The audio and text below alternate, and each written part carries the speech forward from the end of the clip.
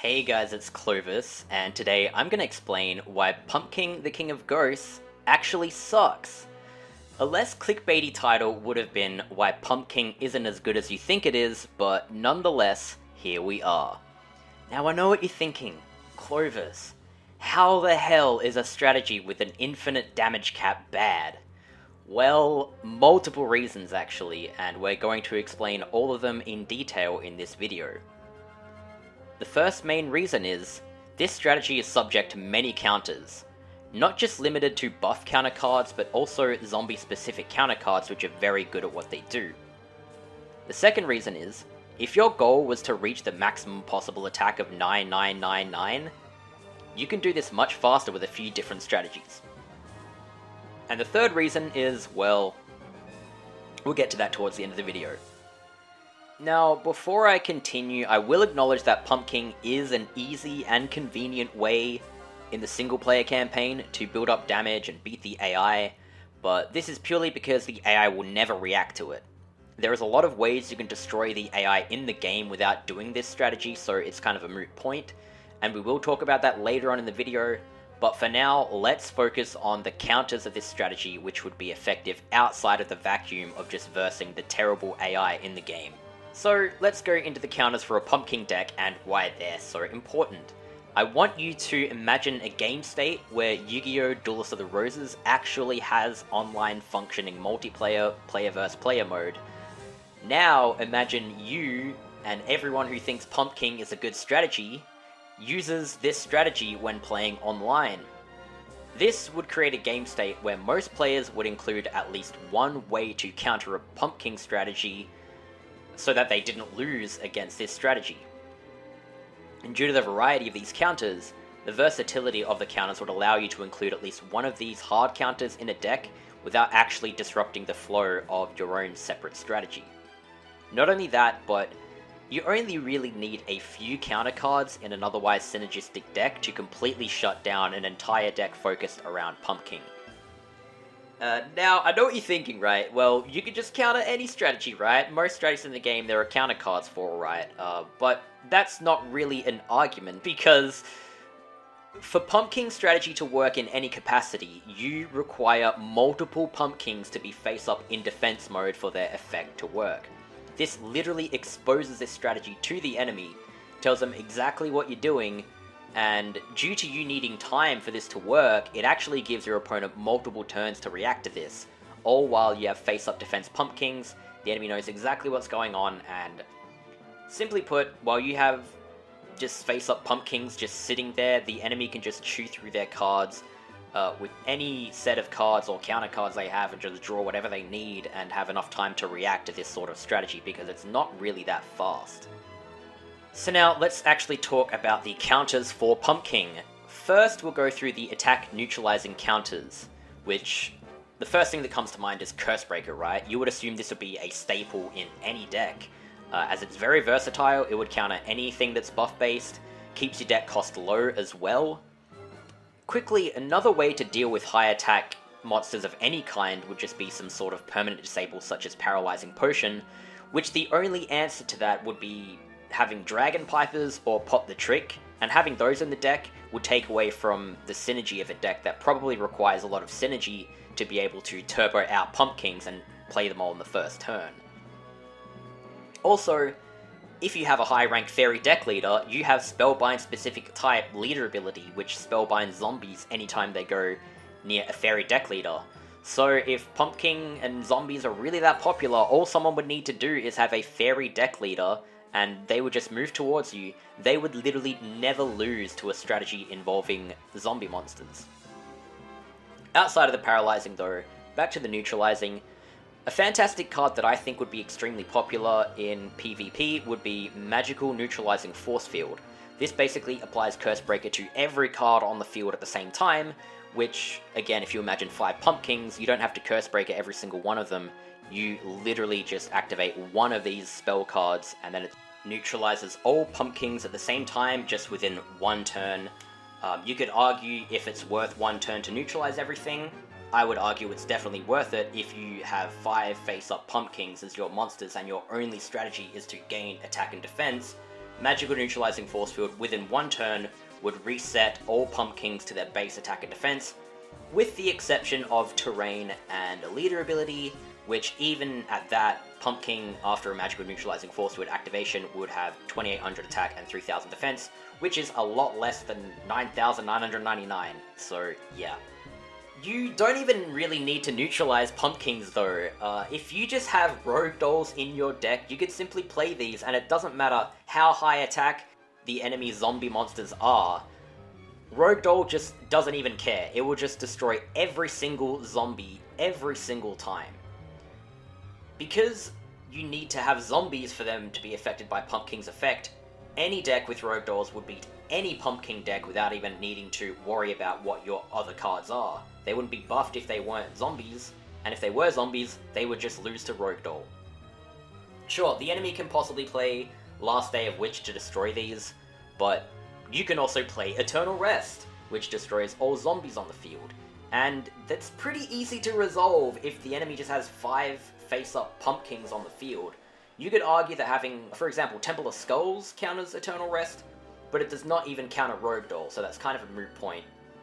In the case of having Temple of Skulls, you would have to move it back to attack position yourself to activate your own spells, which seems legit, but then that leaves the opponent to activate their spells the following turn. So the only way you could lock out the enemy spell cards is by having 2 Temple of Skulls on the field, with 1 in defense mode at all times.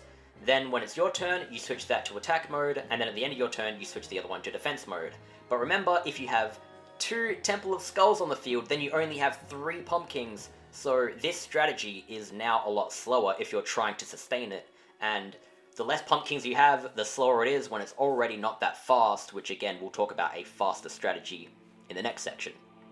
But to close off this section, any face-up defense or defense mode strategies in general are hard countered by Shadow of Eyes and Gorgon's Eye, and yeah, it's not even a question of Temple of Skulls to counter these cards, so the only answer here to lock out the enemy from playing the Pumpkin strategy would be having, say, 2 Temple of Skulls and then 1 Ancient Tree of Enlightenment, or Royal Decree, and then 2 or 3 Pumpkins on the field, which, as I mentioned, would be so slow that you're basically just removing the one part of your strategy to a point where you could just do this Temple of Skulls strategy and bring out higher attack, like Great Mammoth of Goldfiend or something, and just keep bringing those out and lock your enemy out of playing spells or traps, and just play high attack monsters out of the hand without needing to sit there and slowly build up attack damage.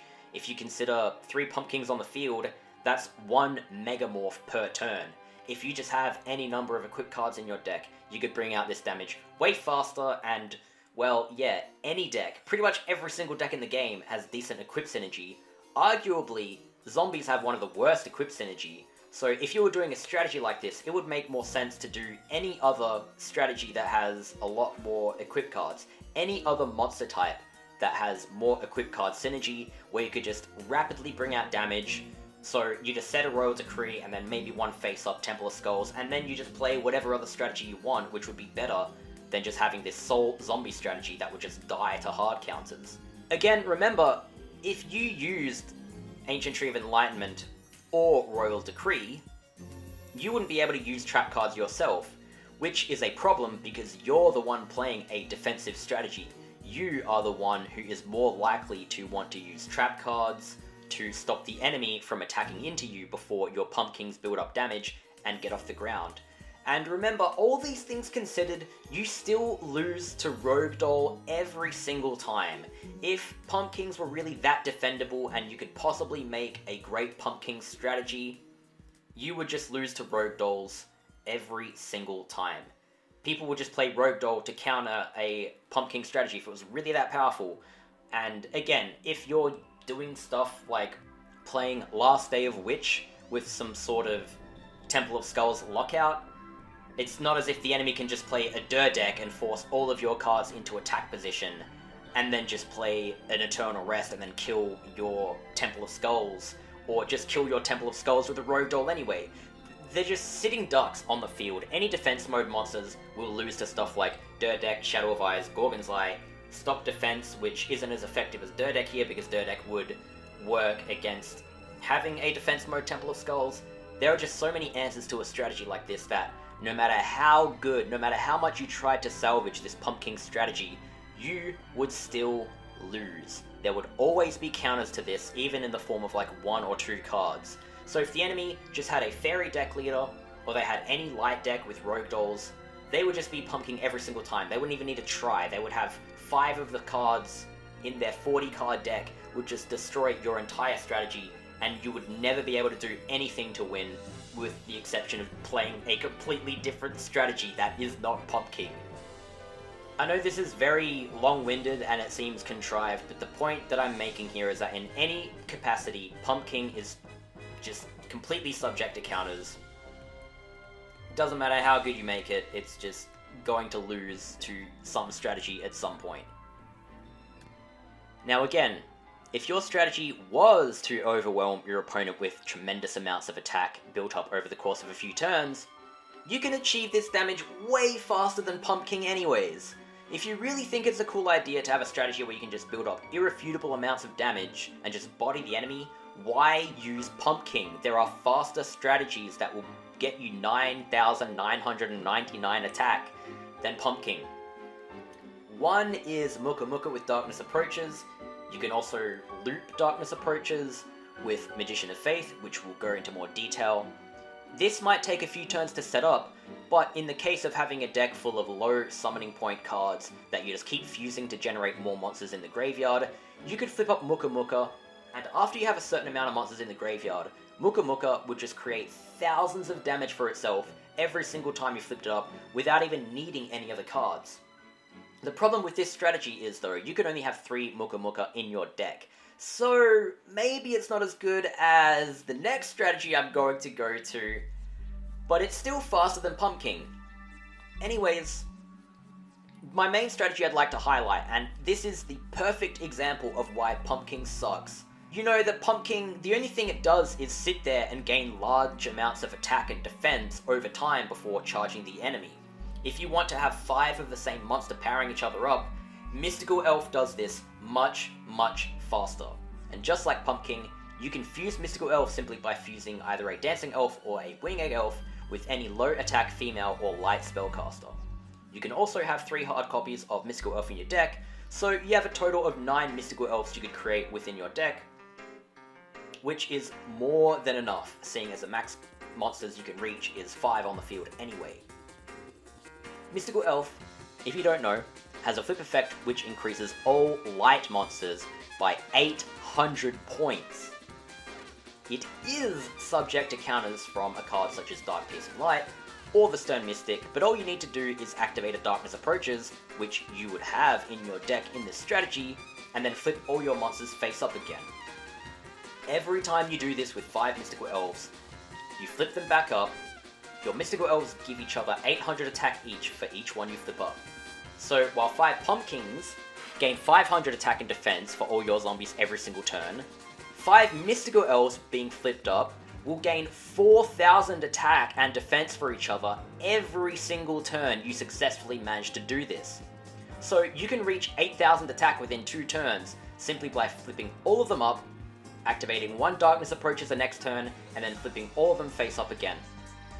And in the event the enemy plays a card such as Magical Neutralizing Force Field, which again is a powerful counter card, all you need to do is play another Darkness Approaches and flip them all back up, and you gain 4,000 attack within 1 turn, and you can sustain this better than the enemy can sustain reviving a card such as Magical Neutralizing Force Field, which again, oh my god, like why would you play Pumpking when you could just do this, right? It's the exact same thing, you have 5 of the same monsters, but you gain attack like 8 times as fast as having 5 Pumpkins out on the field. It's ridiculous.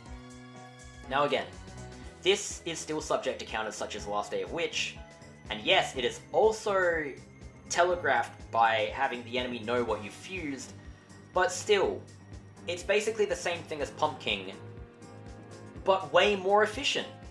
So Pumpking just sounds like a pretty dumb strategy now, doesn't it? Again, I understand that it's a convenient way to build up damage in a single player game, but if new players of the game actually sat there dueling Taya and then figured out that you could do this with Mystical Elf and then you reincarnated Darkness Approaches, then people would be making comments on YouTube that Mystical Elf is the best card ever and the best strategy ever, and they're remembering their childhood fondly of just flipping up Mystical Elves with Darkness Approaches, and literally nobody would care about Pumpking. It's like the wool is over people's eyes. They just have no idea that Mystical Elf is basically Pumpking but better. And if people knew about it, they probably wouldn't shut up about it, because it's just the same thing but better, and it would beat all the opponents just as easy, but much, much faster. Also, a note with this strategy is you can just keep bringing out Darkness Approaches by having one single Magician of Faith on the field, which, after activating Darkness Approaches, flips Magician of Faith back down, of course, and then you could just flip that back up to revive the next Darkness Approaches. So unless Magician of Faith is destroyed, you can just infinitely do this and infinitely loop all of your flip effects, which is powerful in many capacities, but in the case of this strategy, it means you could sustain gaining 3200 attack every single turn. Every single turn, okay? Think about that. It doesn't matter if the enemy has Dark Piercing Light or anything at this point, because the next turn you could just play Darkness Approaches, flip everything back up, and then everything's face up when the enemy starts their turn anyways. Of course, cards like Swords Revealing Light would counter this, but they counter pretty much every strategy because that card is exceptionally powerful. And again, if you have one Magician of Faith, that means you can only have 4 Mystical Elves, so you wouldn't gain 4000 attack and defense every single turn, but you'd still gain 3200 attack and defense. So across 3 turns, you'd gain 9600 attack and defense. Every single turn, you manage to successfully activate a Darkness Approaches and flip all your cards up. And Magician of Faith is also light, so within 3 turns of doing this, your Magician of Faith would have over 9000 attack and defense. So unless the enemy had counter cards to destroy spellcasters, they would never kill Magician of Faith without neutralizing and all this stuff, which counters these strategies anyways. And yes, I'm aware that those cards counter this strategy, and this is not an exceptional strategy because it's subject to counters, but it is only subject to the same counters as Pumpking, which is basically the same thing, but so much slower. That is my entire point. Now, before I get to the final point, I do want to make a quick point in that even with these strategies considered, this is perhaps a redundant amount of attack power anyways. With certain strategies, you're able to create large amounts of damage within 1 or 2 plays, and if you can achieve 4k direct damage in 1 turn, you can OTK anyone who hasn't regenerated a large amount of life points. And you could beat over opponents' monsters unless they've successfully set up a board of trap cards, or somehow managed to bring out higher attack than you have. Either way, just consider that playing high attack damage cards out of the hand means the enemy doesn't really have time to react to this, and in a game state, people just might turbo out high attack cards from the hand and trade direct hits without needing to set up large boards. I mean, this game would be a lot faster than a lot of people think it is. Slow strategies, they work in a vacuum against the AI, but in a player versus player game, slow strategies would suck. The map is only 7x7 tiles, and this is very small when you consider deck leaders with bonus movement. Charging at the enemy, in my opinion, would be way more effective than just sitting back, playing a slow strategy, and in general just being a sitting duck. But maybe we can talk more about that in a future video, huh? Alright, so now we can get to the final point of my video. At this point, I've already talked about why Pumpking sucks outside of the vacuum of the AI, but what about inside the vacuum of the AI? Well, the problem is, Pumpking only really works because of the incompetence of the AI. In fact, the AI never doing anything to stop this strategy is the sole reason that it feels so powerful to the player. And in that context, well, so are any other strategy that the opponent doesn't react to. Against opponents that don't play or activate any life point recovery or burn damage spells, you could just win the game by activating 1 Sparks or 1 Muyarn Curry and passing 99 turns, as long as you don't take any damage and the enemy doesn't attack you, and you could beat every opponent in the game that doesn't do anything about this, which is almost all of them. If you also consider, like Pegasus, if it just doesn't draw any tremendous fires, you activate 1 Sparks, you just sit there and bam. Who needs Pumpkins when you could just beat the game with 1 copy of Sparks if you kept going into duels and just doing this until you finally beat everyone and just pressing start 99 turns. In fact, if you've got Pumpkins out and you're just going to sit there and press start over and over and over again, you may as well just play a Sparks and then just keep pressing start until the turn counter reaches 0, right? It's not fun. This is the problem that I'm trying to get at. This is why Pumpkin sucks. It's not fun. All it does is make you sit there with face-up defense monsters and just press start over and over and over again until you see that your monsters are a high enough attack, and then you just charge at the enemy. And while this may be fun once, maybe a few times, maybe it's a bit entertaining, after a while it gets boring, and if it doesn't get boring, I am honestly concerned for players that repeatedly play this game doing that, because, again, that's the definition of insanity, right? I mean, this is a game with 850 cards. If you just play the Pumpkin strategy, you simply give up the opportunity of coming up with your own unique strategies of the game, and you completely rob yourself of an experience within the game of collecting cards, building up a deck, having unique strategies, and using a variety of your favorite monsters from the anime or whatever, or the cards that you own, to take on the opponents of varying challenges. If you simply sit there and let Pumpkin build up damage and then charge the enemy with it, you're just not even really playing the game anymore, and this is why I hate Pumpkin so much. I'm not saying players are not allowed to do this, but if all you do was sit there and play Pumpkins and then skip turns and just destroy the enemy, you're just trivializing the entire game and you're only robbing yourself of the experience. So, you're the one who loses out on this, okay? Not me. So, yeah, that's all I have to say about the Pumpkin strategy. You can tell I might be a bit more ranty in this, but this is something that I feel like the 20 plus minutes of me rambling is what is occurring in my head when someone mentions Pumpkin and they're glorifying how cool Pumpkin is. There's just so many problems with it, there's so many things wrong with it, and I'm happy to make this video so whenever someone talks about how great Pumpkin is and they ask me why I don't like Pumpkin, now you know. So, thanks a lot for watching, thanks a lot for dealing with my aggressive rambling. I hope you guys enjoyed this week's card discussion or card ranting video, and I will see you guys next week for the next one. Bye bye.